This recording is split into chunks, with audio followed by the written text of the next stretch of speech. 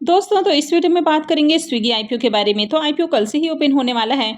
तो जानेंगे कि आईपीओ का इंक लिस्ट कैसा आया है और इसका प्रीमियम अभी किस प्राइस के ऊपर ट्रेड कर रहा है। तो इससे पहले कि मैं वीडियो को शुरू करूं, अगर आप इस चैनल पर पहली बार विजिट कर रहे हैं या फिर आपने चैनल अब तक सब्सक्राइब नहीं किया है तो चैनल को सब्सक्राइब कर लें और वीडियो को भी लाइक कर दें। तो पहले बात कर लेते हैं स्विगी आईपीओ की। तो आईपीओ 6 नवंबर से यानी कि कल से ही खुलने वाला है और ये 8 नवंबर को क्लोज होगा। फेस वैल्यू ₹1 पर शेयर है। बुकिंग प्राइस 390 है और आईपीओ में 38 शेयर्स का लॉट है। आईपीओ 11,327 करोड़ का है, जिसमें से 4,499 करोड़ के फ्रेश इशू हैं और 6,828 करोड़ का ऑफर फॉर सेल रखा गया है। आईपीओ में एम्प्लॉइज के लिए ₹25 पर शेयर डिस्काउंट है और ये मेन बोर्ड आईपीओ है, तो कंपनी बीएसई और एनएसई के ऊपर लिस्ट होने वाली है। आईपीओ में रिजर्वेशन पोर्शन को देखें तो क्यूआईबीज के लिए इस आईपीओ में 75% का पोर्शन है, रिटेलर्स के लिए 10% और एचएनआईज के लिए 15% का पोर्शन है। तो स्विगी के बारे में बात करें तो कंपनी 2014 में शुरू की गई है और हो सकता है कि आपने स्विगी को यूज़ भी किया होगा। यानी कि स्विगी के थ्रू आप फूड ऑर्डर कर सकते हैं, यानी कि ये आपको इंस्टेंट फूड डिलीवर करके देते हैं। इसके अलावा आप इनके प्लेटफॉर्म के थ्रू ग्रोसरी और हाउस होल्ड गुड्स भी मंगा सकते हैं, यानी कि इंस्टामार्ट के थ्रू आप ग्रोसरी और हाउस होल्ड गुड्स को भी ऑर्डर कर सकते हैं। तो स्विगी का 5 बिजनेस यूनिट्स देखने को मिल जाता है। तो पहला है फूड डिलीवरी, दूसरा है आउट ऑफ होम कंजप्शन, तो इसमें रेस्टोरेंट विजिट और इवेंट्स बुकिंग देखने को मिलता है, और तीसरा है क्विक कॉमर्स, यानी कि यहाँ से आप ग्रोसरी ऑर्डर कर सकते हैं और हाउस होल्ड आइटम्स भी ऑर्डर कर सकते हैं। कंपनी सप्लाई चेन बिजनेस में भी देखने को मिलती है, यानी कि B2B सर्विसेज ऑफर करती है और इसके अलावा कंपनी प्लेटफॉर्म इनोवेशन में भी काम कर रही है।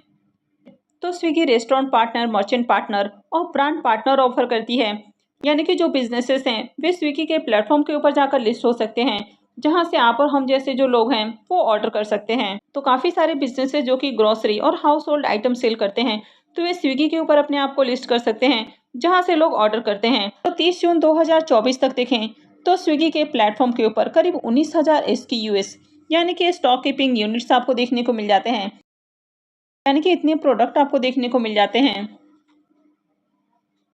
तो स्विगी जहाँ पहले से फूड डिलीवरी बिजनेस में देखने को मिल रहा था, तो इसके बिजनेस के अंदर काफ़ी ज़्यादा एक्सपेंशन देखने को मिल रहा है, यानी कि कंपनी अब इंस्टामार्ट के बिजनेस में देखने को मिल रही है और इसके अलावा सप्लाई चेन बिजनेस में भी देखने को मिल रही है।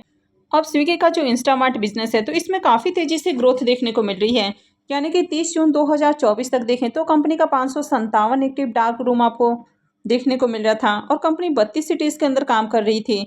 लेकिन 10 सितंबर 2024 तक देखें तो कंपनी का जो एक्टिव डार्क स्टोर है वो 605 हो चुका है और कंपनी 43 सिटीज़ के अंदर अभी काम कर रही है, यानी कि इंस्टामार्ट के भी बिजनेस के अंदर तेज़ी से ग्रोथ देखने को मिल रही है।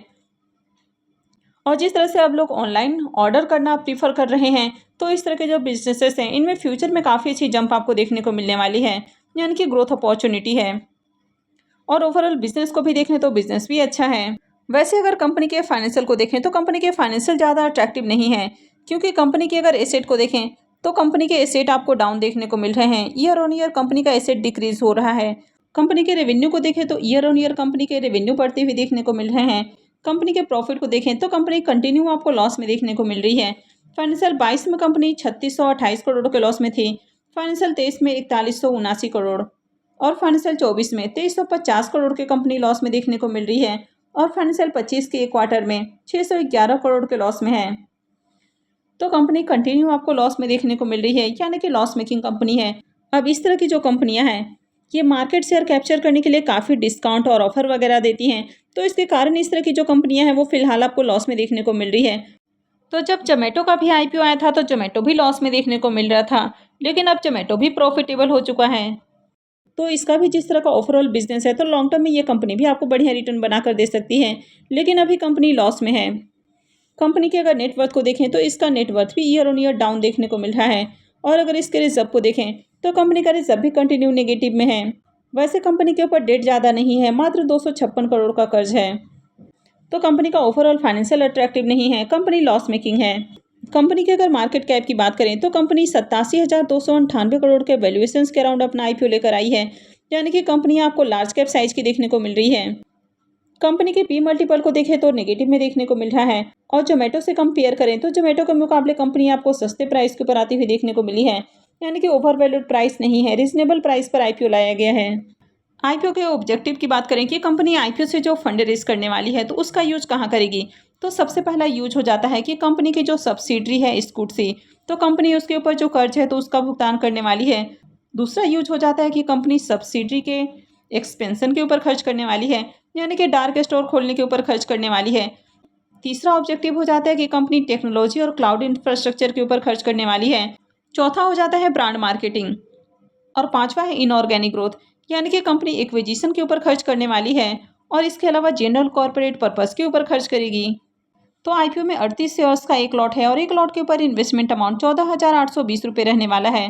कंपनी में प्रोमोटर्स की होल्डिंग अभी 63.56% है और आईपीओ लिस्ट होने के साथ ही प्रोमोटर्स की होल्डिंग कम हो जाएगी।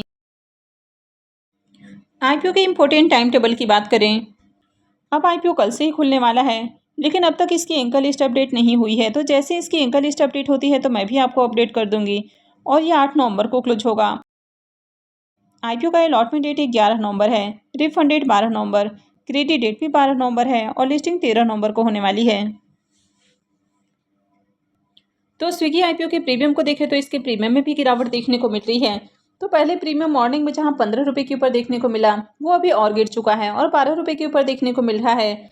आईपीओ में 38 शेयर्स का लॉट है, तो आईपीओ से 456 रुपये एक लॉट से प्रॉफिट हो सकता है। प्रीमियम को देखें तो प्रीमियम 3% के ऊपर देखने को मिल रहा है, तो इसका प्रीमियम भी काफ़ी लो प्राइस के ऊपर देखने को मिल रहा है।